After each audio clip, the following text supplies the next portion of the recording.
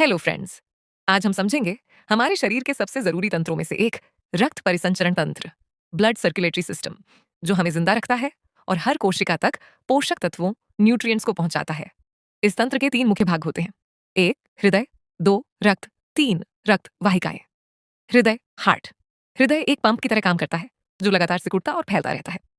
इसमें चार कक्ष होते हैं, दो ऊपर एट्रिया और दो नीचे के वेंट्रिकल्स वेंट्रिकल्स। हृदय का बायां भाग लेफ्ट पार्ट ऑक्सीजन युक्त रक्त को पूरे शरीर में भेजता है, जबकि दायां भाग राइट पार्ट ऑक्सीजन रहित रक्त को फेफड़ों की ओर भेजता है। रक्त, ब्लड। रक्त लाल रंग का द्रव है जिसमें आरबीसी ऑक्सीजन ले जाते हैं, डब्ल्यूबीसी शरीर को बीमारियों से बचाते हैं और प्लेटलेट्स खून का थक्का बनाते हैं। रक्त का तरल हिस्सा प्लाज्मा कहलाता है, जो पोषक तत्वों को ढोता है।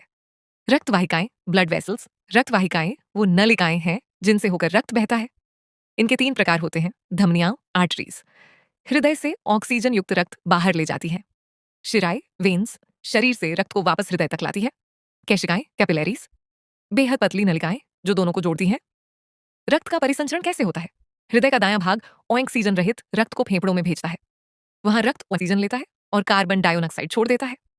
फिर यह ऑक्सीजन युक्त रक्त हृदय के बाएं हिस्से में वापस आता है और वहां से पूरे शरीर में पंप कर दिया जाता है। इसी को कहते हैं रक्त परिसंचरण, ब्लड सर्कुलेशन।